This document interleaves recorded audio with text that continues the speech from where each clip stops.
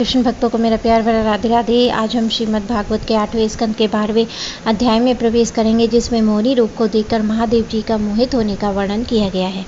श्री सुखदेव जी कहते हैं, परीक्षित, जब भगवान शंकर ने सुना कि श्री हरि ने स्त्री का रूप धारण करके असुरों को मोहित कर लिया है और देवताओं को अमृत पिला दिया है, तब वे भी सती देवी के साथ बैल पर सवार हो समस्त भूतगणों को लेकर वहां आए, जहां भगवान मधुसूदन निवास करते हैं। भगवान श्री हरि ने बड़े प्रेम से गौरी शंकर भगवान का स्वागत सत्कार किया। वे भी सुख से बैठकर भगवान का सम्मान करके मुस्कुराते हुए बोले।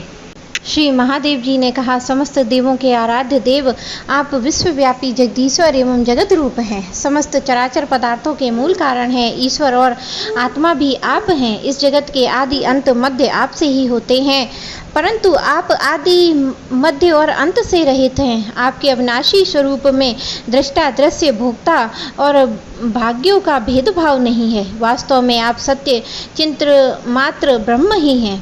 कल्याणकामी महात्मा लोग इस लोक और परलोक दोनों की आसक्ति एवं समस्त कामनाओं का परित्याग करके आपके चरण कमलों की आराधना करते हैं। आप अमृत स्वरूप, समस्त प्राकृत गुणों से रहित, शोक की छाया से भी दूर, स्वयं परिपूर्ण ब्रह्म हैं। आप केवल आनंद स्वरूप हैं। आप निर्विकार हैं। आप से भिन्न कुछ भी नहीं है, परंतु आप सबसे भिन्न हैं। आप विश्व की उत्पत्ति, स्थिति और प्रलय के परम कारण हैं। आप समस्त जीवों के शुभ कर्म का फल देने वाले स्वामी हैं, परंतु यह बात भी जीवों की अपेक्षा ही कही जाती है कि वास्तव में आप सबकी अपेक्षा से रहित अनपेक्ष हैं। स्वामिन, कार्य और कारण, दैत्य अदैत्य, जो कुछ वह सब एकमात्र आप ही हैं। ठीक वैसे ही जैसे आभूषणों के रूप में स्थित सुवर्ण और मूल स्वर्ण में कोई अंतर नहीं है, दोनों एक ही वस्तु हैं। लोगों ने आपके वास्तविक स्वरूप को न जानने के कारण आप में नाना प्रकार के भेदभाव और विकल्पों की कल्पना कर रखी है।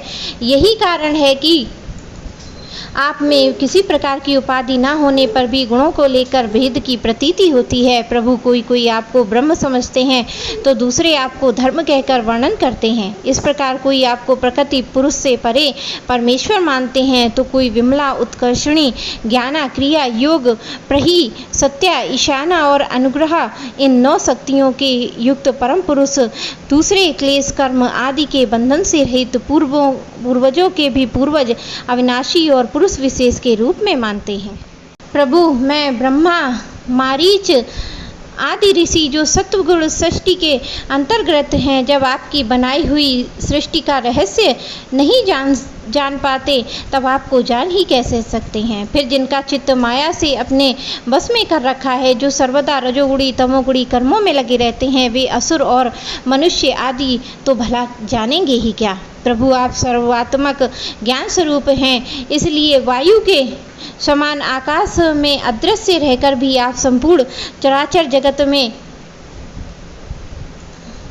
सर्वदा विद्यमान रहते हैं तथा इसकी चेष्टा, स्थिति, जन्म, नाश, प्राणियों के कर्म और संसार के बंधन, मोक्ष सभी को जानते हैं। प्रभु, आप जब जब गुणों को स्वीकार करके लीला करने के लिए बहुत से अवतार ग्रहण करते हैं, तब मैं उनका दर्शन करता ही हूँ। अब मैं आपके उस अवतार का भी दर्शन करना चाहता हूँ जो आपने स्त्री रूप में ग्रहण किया था, जिससे दैत्यों को मोहित करके आपने देवताओं को अमृत पिलाया। स्वामिन, उसी को देखने के लिए हम सब यहाँ आए हैं। हमारे मन में उस दर्शन का बड़ा कौतूहल है। श्री सुखदेव जी कहते हैं, जब भगवान शंकर ने विष्णु भगवान से यह प्रार्थना की, तब वे गंभीर भाव से हंसकर शंकर जी से बोले। श्री विष्णु भगवान ने कहा, शंकर जी, उस समय अमृत का कलश दैत्यों के हाथ में चला गया, अतः देवताओं का काम बनाने के लिए, दैत्यों का मन एक नए कौतूहल की ओर खींचने के लिए मैंने वही स्त्री रूप धारण किया। देव शिरोमणि, आप उसे देखना चाहते हैं, इसलिए मैं आपको वह रूप दिखलाऊंगा, परंतु वह रूप तो कामी पुरुषों को ही आदरणीय है, क्योंकि वह काम भाव को उत्तेजित करने वाला है। श्री सुखदेव जी कहते हैं, इस तरह कहते कहते विष्णु भगवान वहीं अंतर्ध्यान हो गए। भगवान शंकर सती देवी के साथ चारों ओर दृष्टि दौड़ाते हुए वहीं बैठे। इतने में उन्होंने देखा कि सामने एक बड़ा सुंदर भवन है। उसमें भांति भांति के वृक्ष लग रही हैं, जो रंग बिरंगे फूल, लाल कपोलों से भरे भरे पूरे हैं। उन्होंने यह भी देखा कि उस उपवन में एक सुंदरी स्त्री गेंद उछाल उछाल कर खेल रही है। वह बड़ी सुंदर साड़ी पहने हुए है, उसकी कमर में करधनी की लड़ियां लटक रही हैं। गेंद के उछालने और लपक लपक कर पकड़ने से उसके स्तन पर उन पर पड़े हुए हार हिल रहे हैं। ऐसा जान पड़ता है मानो इसके भार से उसकी पतली कमर पग पग पर टूटते टूटते बच जाती है। वह अपने लाल लाल पल्लवों के समान सुकुमार चरणों को बड़ी कला के साथ ठुमक ठुमक कर चल रही थी और उसकी घुंघराली काली काली अलके उन पर लटक आती थी, जिसके मुख और उल्लासित हो उठता था। जब कभी साड़ी सरक जाती तो केसों की वेणी खुलने लगती, तब वह अत्यंत सुकुमार बाएं हाथ से वह उन्हें संभाल लिया करती थी। उस समय वह दाहिनी हाथों से गेंद उछालकर सारे जगत को अपनी माया से मोहित कर रही थी। गेंद के खेलते खेलते उसे तनिक सजल भाव से मुस्कुराकर तिरछी नज़र से शंकर जी को देखा। बस उनका मन हाथ से निकल गया। वे मोहिनी को निहारने और उसके चितवन के रस में डूबकर इतने विहल हो गए कि उन्हें अपने आप की भी सुध ना रही। फिर पास बैठी हुई सती और गणों को तो याद ही कैसे रहती। एक बार मोहिनी के हाथ से उछलकर गेंद थोड़ी दूर दौड़ी। उस समय शंकर जी को देखते ही देखते वायु ने उसकी झीनी झीनी सी साड़ी करधनी के साथ उड़ा ली। मोहिनी का एक एक अंग बड़ा रुचिकर और मनोरम था। जहाँ आंखें लगी ही रहती, यही नहीं मन वहीं रमण करने लगता। उसको इस दशा में देखकर भगवान शंकर उसकी ओर अत्यंत आकृष्ट हो गए। उन्होंने मोहिनी को भी अपने प्रति आसक्त सा जान पड़ती उससे शंकर जी का विवेक छीन लिया। वे उसके हाव भाव से कामातुर हो गए और भवानी के सामने ही लज्जा छोड़कर उसकी ओर चल पड़े। वह एक वृक्ष से दूसरे वृक्ष की आड़ में जाकर छिप जाती और हंसने लगती, परंतु कभी ठहरती ना थी। इंद्रियां अपने वश में नहीं हो रही थी, वे काम बस हो गए थे। अतः हथनी के पीछे जैसे हाथी की तरह उसके पीछे दौड़ने लगे।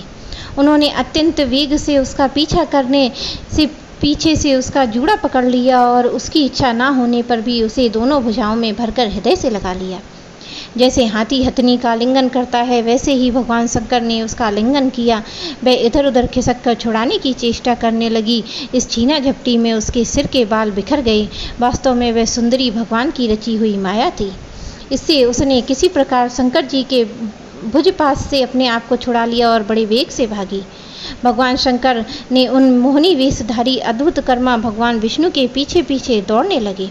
उस समय ऐसा जान पड़ता था मानो उनके शत्रु कामदेव ने इस प्रकार उन पर विजय प्राप्त कर ली हो। कामुक हथनी के पीछे दौड़ने वाले मदोमंत हाथी के समान वे मोहिनी के पीछे पीछे दौड़ रहे थे। यद्यपि भगवान शंकर का वीर अमोघ है, फिर भी मोहिनी की माया से वह स्खलित हो गया और भगवान शंकर का वीर्य पृथ्वी पर जहाँ जहाँ गिरा वहाँ सोने चांदी की खानें बन गईं। परीक्षित, नदी सरोवर पर्वत वन और उपवन में एक जहाँ जहाँ ऋषि मुनि निवास करते थे वहाँ मोहिनी के पीछे भगवान शंकर गए।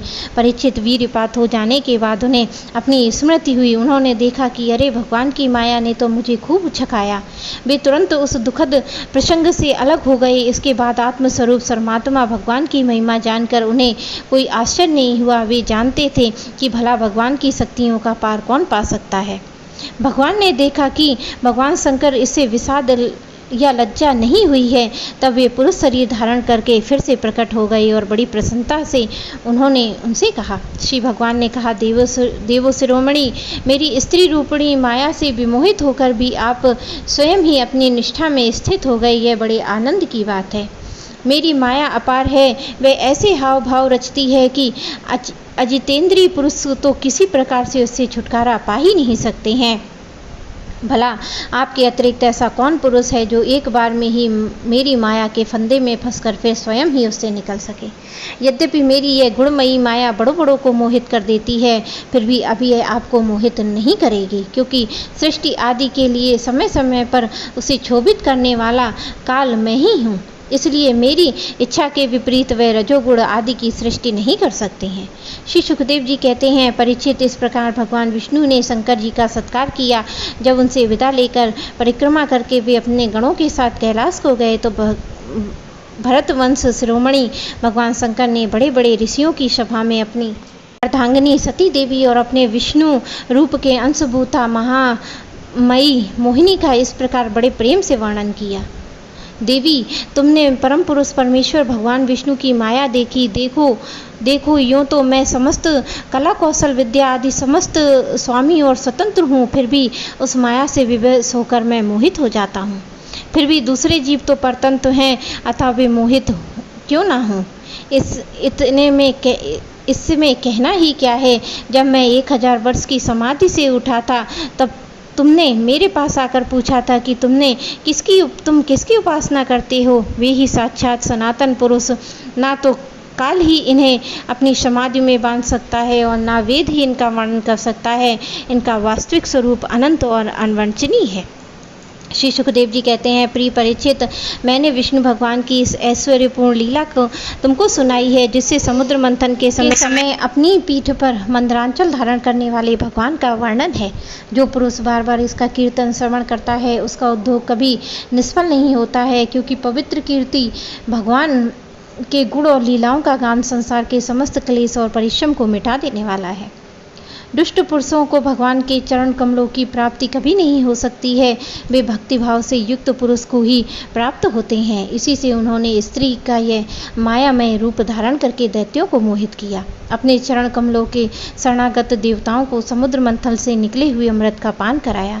केवल उन्हीं की बात नहीं, चाहे जो कोई उनके चरणों की शरण ग्रहण करे, वे उनकी समस्त कामनाओं को पूर्ण कर देते हैं। मैं उन प्रभु के चरण कमलों में नमस्कार करता हूँ। मेरे प्यारे कृष्ण भक्तों को मेरा प्यार भरा राधे राधे।